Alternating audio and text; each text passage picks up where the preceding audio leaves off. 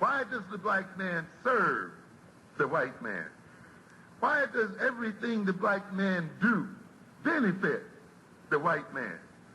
Why does the black man say freedom is doing what I want to do? And why is it that everything he wants to do enriches the European? Welcome to the desert of the real.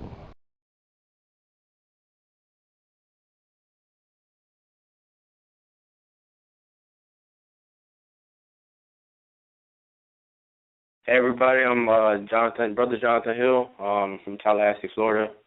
In love with these brothers, man. These are my brothers right here, my sisters, part of the Black African Infrastructure Organization. We're here to build a sustainable nation state for our people and control our reality on a social, economic, and political level from top to bottom. And I don't know, man. I kind of piggybacking off of what you were saying, like how a lot of people that we run into, they feel like we're spitting game to them, and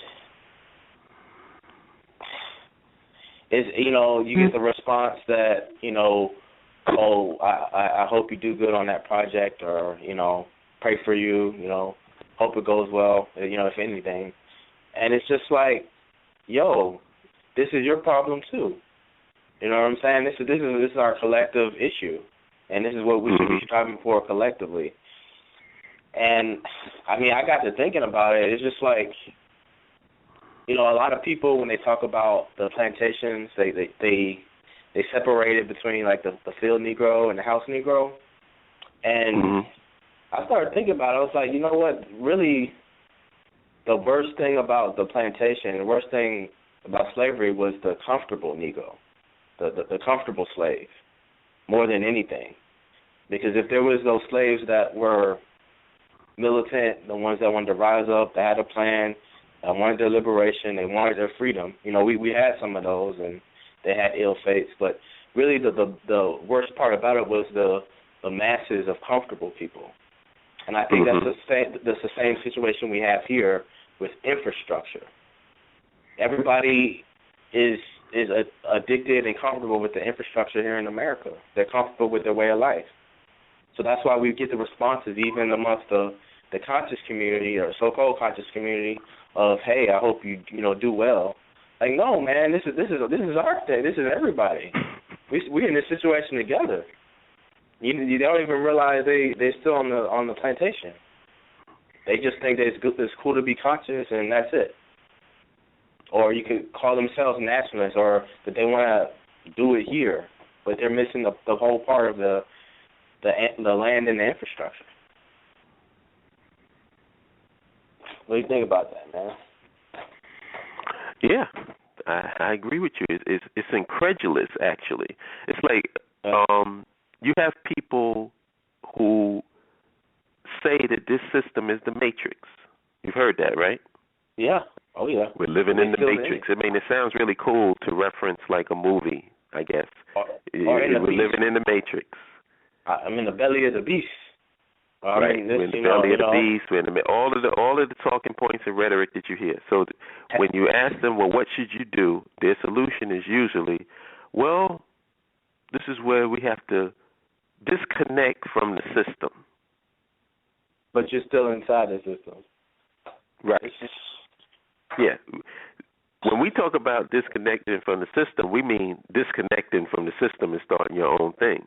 When they talk about disconnecting from the system, what they're talking about is fasting, meditating,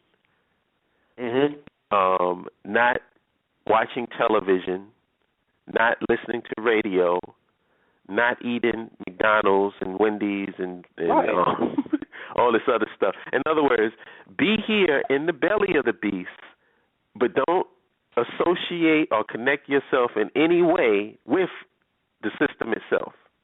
Now, I got a question. I have a question for you. If you're in an abusive relationship, does it make sense to try to disconnect from the relationship while you living in the house with the person that's abusing you, or should you get the fuck out of the house? You should get the fuck out of the house and empower yourself. You should have been gotten the fuck out. I'm thinking that's what common sense says. But for some reason, I'm getting so much pushback on the concept of us doing something on our own. And like I said, man, I think that the African takes complicated subject matter and makes it simple. Right. And the European takes simple subject matter and makes it complicated. Yeah, but it's gotten, the waters have gotten so muddied.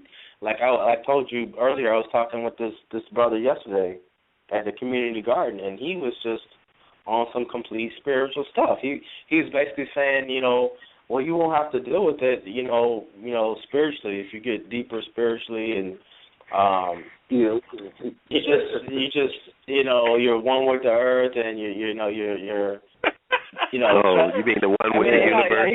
He was giving, like, he was going in depth with it, and I realized as I was just talking. Well, actually, I wasn't even talking. I was just listening to him, and it's just the form of escapism is real among our people, man.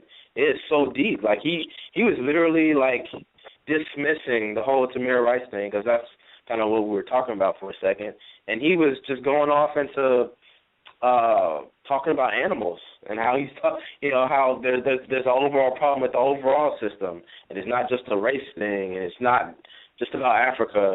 He was thinking that I was limited, but you're limited. You're limited. Tamir Rice is just a mere blade of grass, my brother.